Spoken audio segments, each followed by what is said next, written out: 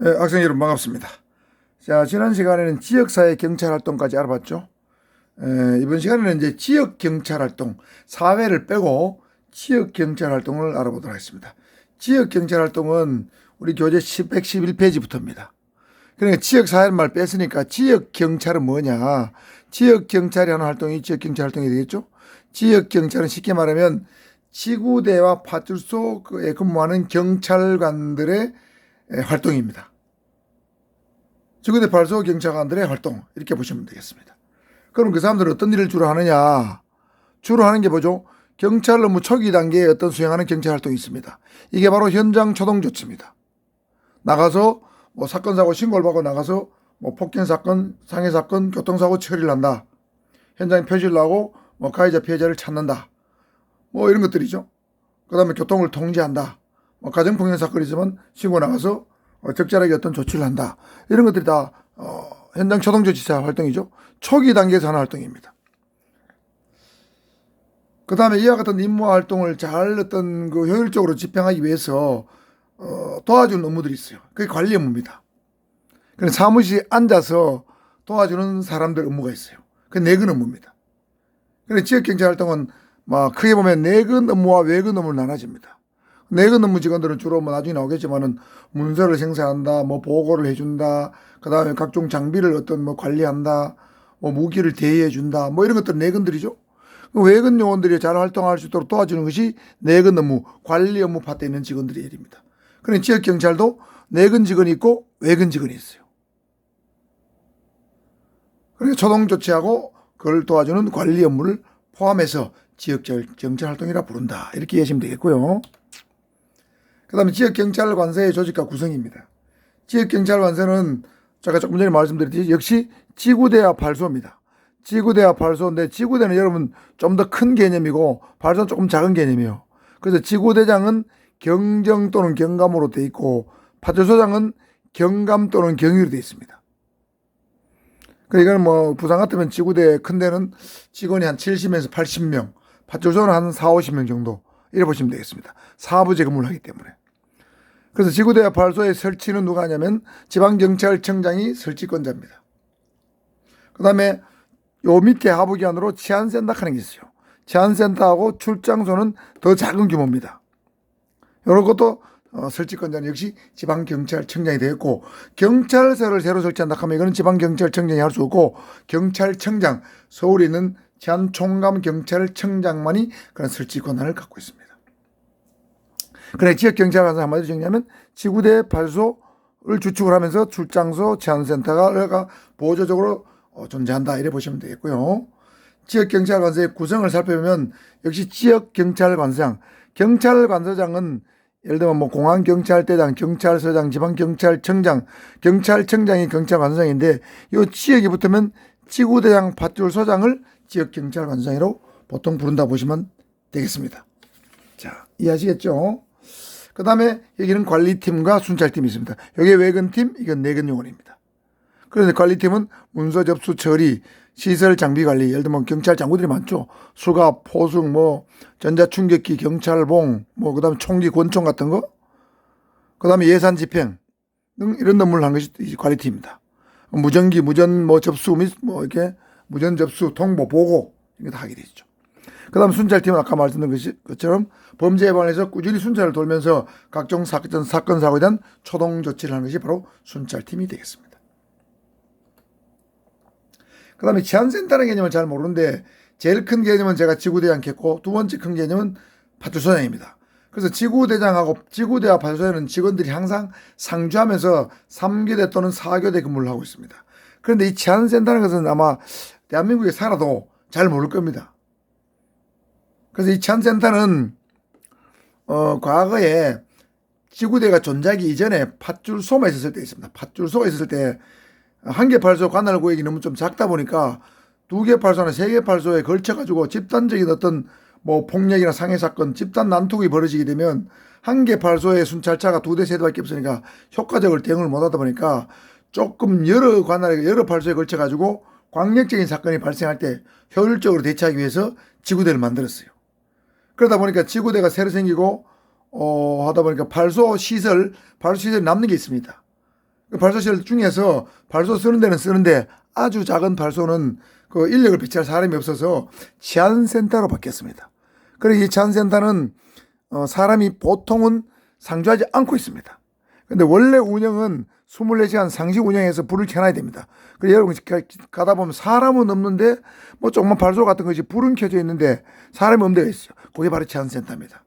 예를 들면 뭐 무슨 연제경찰서, 무슨 지구대, 무슨 치안센터 이렇게 되어 있습니다.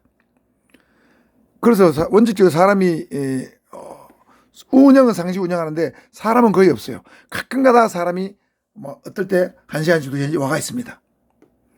그래서 운영은 24시간 상시 운영이 원칙인데 예외적으로 경찰서장이 제한 여건을 고려해서 탄력적으로 운영할 수 있다. 문을 닫을 수도 있다는 얘기죠. 불을 끌 수도 있다는 얘기입니다.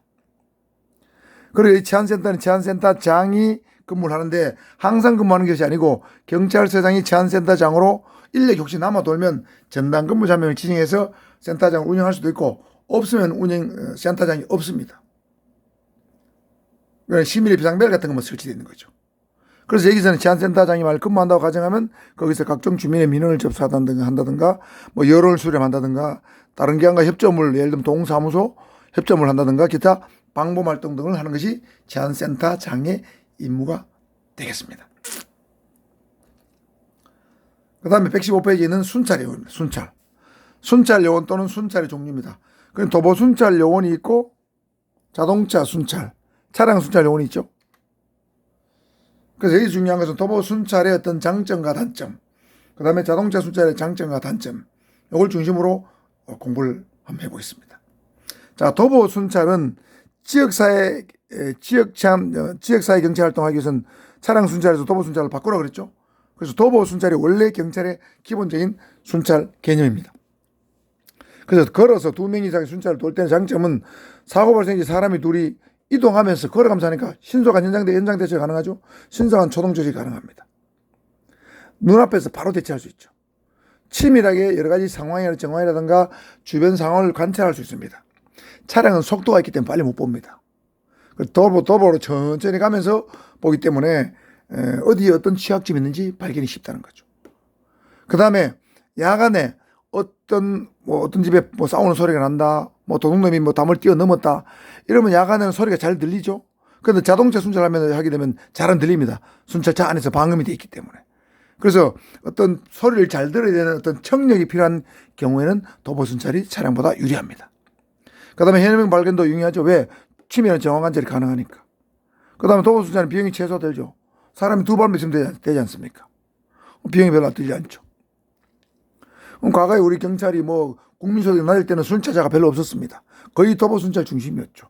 아주 옛날에는 자전거 순찰, 도보 순찰과 자전거 순찰을 병행하다가 우리가 경제 성장이 되고 뭐 경찰도 그 시대 수준에 맞춰서 자동차가 많이 보급되면서 좋은 자동차를 보급받게 되면서 자동차 순찰이 생긴 거죠. 그전에는 거의 뭐 발로 다녔습니다.